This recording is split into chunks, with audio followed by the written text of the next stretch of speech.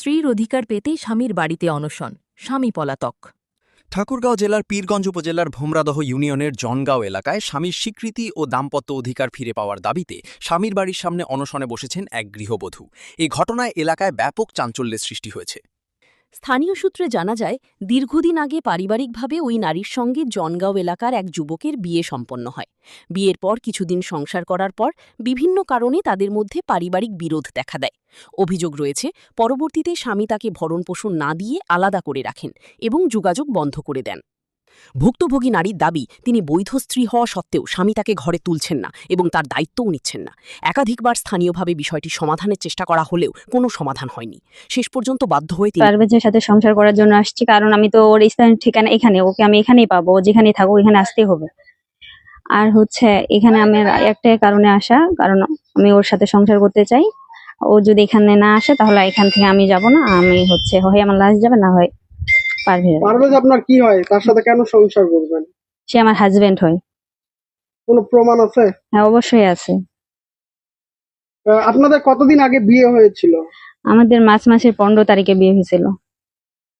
আপনারা এর আগে কোথায় ছিলেন দুজন একসাথে?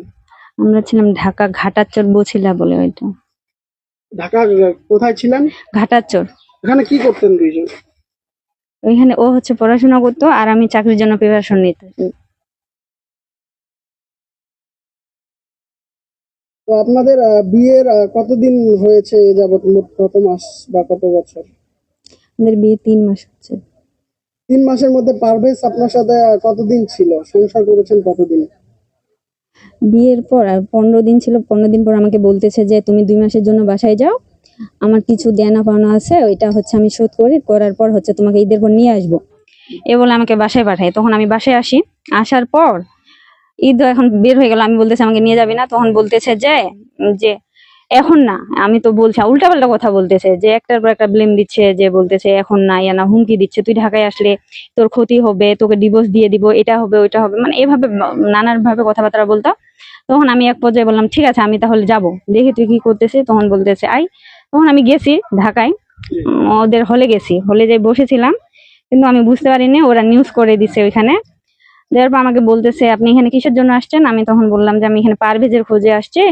সে আমাকে এক এক সময় এক এক ঠিকানা বলতেছে, যে খারাই বলে সুনামগঞ্জে প্রজেক্টের কাজে গেছে, কখনো বলতেছে নরসিংদীতে গেছে। পারভেজ কি করে আসলে, কি কাজ করে? ও পড়াশোনা করে মাস্টার্সে, আর রাজনীতি করে ছাত্র দলে। এই যে আপনাকে ডিভোর্স দিতে চাচ্ছে, তার পিছনে কোনো রাজনৈতিক প্রভাব রয়েছে? শয়তান, মানে নিজে থেকে ইচ্ছাকৃত ভাবে, মানে সে হয়তো বা মানুষ তার ফ্যামিলির কথাবার্তা শুনে বা এরকমই কোনো কিছু, আমি তো শিওর জানি না সে কেন এরকম করতে, কিন্তু আগে আমার সাথে এমন করেনি। সব খাটিয়ে সে আপনার সাথে এমনটা ক্ষমতা দেখাচ্ছে। সে রাজনীতির কোন দলে? সে বিএনপিতে ছাত্র দলে সম্পাদক পদে আছে।